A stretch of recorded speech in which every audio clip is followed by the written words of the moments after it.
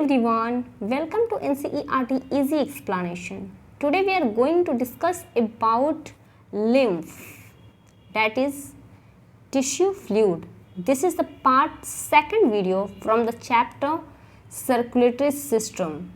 Okay? तो आज के इस वीडियो में हम बात करने वाले हैं लिम्फ के बारे में. लिम्फ क्या है बच्चों, और इसके कंस्टिट्यूएंट क्या क्या हो सकते हैं, और ये इसका फंक्शन क्या है. तो ये सारी चीज़ें हम लोग इस वीडियो में डिस्कस करेंगे. सबसे पहले बच्चों की ये जो लिम्फ है वो एक कलरलेस फ्लूइड होता है जो कहाँ पे प्रेजेंट होता है, तो लिम्फेटिक सिस्टम के अंदर ये प्रेजेंट होता है जिसको हम लोग लिम्फ कहते हैं. जहाँ तक इसके कॉन्स्टिट्यूएंट की बात करें तो क्या क्या चीज़ें इसके अंदर पाई जाती हैं, तो इसके अंदर कुछ न्यूट्रिएंट्स होते हैं, हार्मोन्स होते हैं और कैरियर होता है बेसिकली. तो लिम्फ का ज़रूरत क्यों पड़ा, तो देखो बच्चों होता क्या है ना कि जब पहले तुम बेसिक कॉन्सेप्ट को समझ लो, उसके बाद तुमको आसानी से समझ में आ जाएगा कि लिम्फ का जो कॉन्सेप्ट है वो क्यों आया.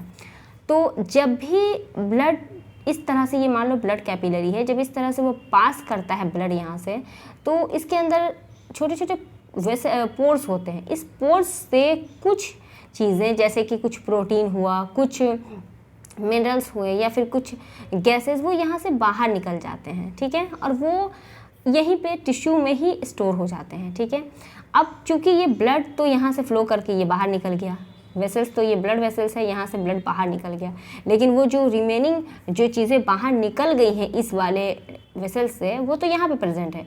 इसको वापस से हार्ट तक ले जाने के लिए एक अलग से सिस्टम बनाया गया है, जो कुदरत का एक बहुत ही ख़ास निज़ाम है जो उन्होंने बनाया है ऊपर वाले ने. तो होता क्या है कि जो चीज़ें ब्लड वेसल्स से बाहर आ गई, यानी कि यहाँ पे आ गई, इसको वापस से हार्ट के पास पहुँचाने के लिए एक सिस्टम काम करता है जिसको हम लोग लिम्फेटिक सिस्टम बोलते हैं. और इस सिस्टम के अंदर जो फ्लूइड बहता है उसको हम लोग लिम्फ बोलते हैं. जाहिर सी बात है ये जो भी चीज़ें निकल के बाहर आई हैं वो इसी ब्लड वेसल्स से यहीं से ना बाहर गई हैं, तो जो कंपोजिशन इसका रहेगा लगभग वही कंपोजिशन इसका भी होना चाहिए. अगर हम कॉन्सेप्ट के हिसाब से देखें तो वही चीज़ होना चाहिए.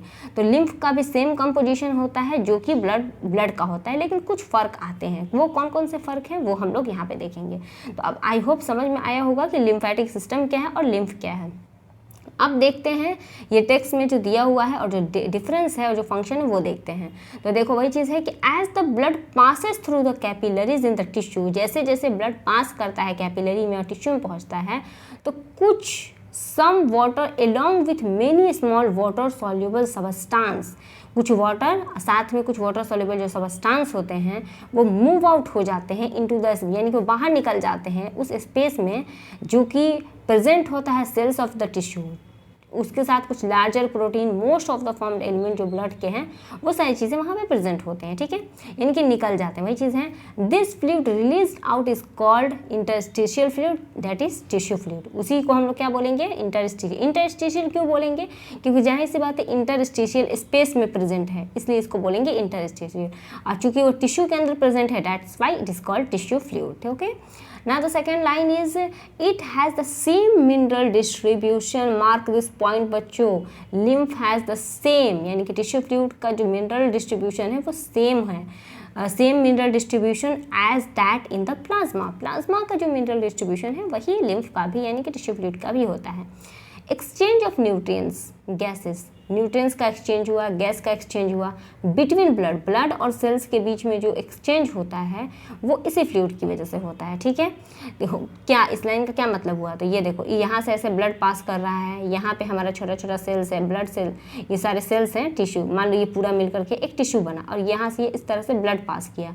तो यहाँ से कोई भी चीज़ें अगर बाहर निकली तो सबसे पहले इसी ये जो बीच वाला जो तुम स्पेस देख रहे हो, खाली जो स्पेस तुमको यहाँ पे दिख रहा है ये सारी, तो इसी स्पेस में ना पहले आएगी, तो उसके बाद में ना यहाँ से यहाँ जाएगा. तो यही वो स्पेस प्रोवाइड कराता है मिनरल डिस्ट्रीब्यूशन. वही चीज़ देखो लिखा हुआ है कि बिटवीन ब्लड एंड सेल्स के बीच में जो एक्सचेंज ऑफ न्यूट्रिएंट होता है उसका मीडियम यही है.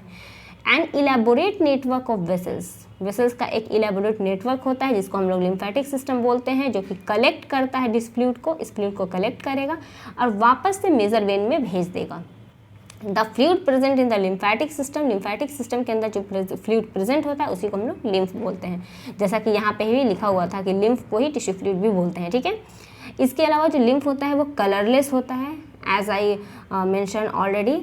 तो वो कंटेन उसमें क्या क्या करता है, तो कुछ लिम्फोसाइट्स रहते हैं जो कि रिस्पॉन्सिबल होता है इम्यून सिस्टम के लिए। इसका क्या फंक्शन होगा लिम्फ का, तो लिम्फ का देखो एक फंक्शन ये भी होता है कि वो इम्यूनिटी प्रोवाइड कराता है, क्योंकि उसके अंदर लिम्फोसाइट्स प्रेजेंट होते हैं। इसके अलावा अगर हम बात करें तो lymph is also an important carrier for nutrients and hormone यानी कि ये एक कैरियर का भी काम करता है।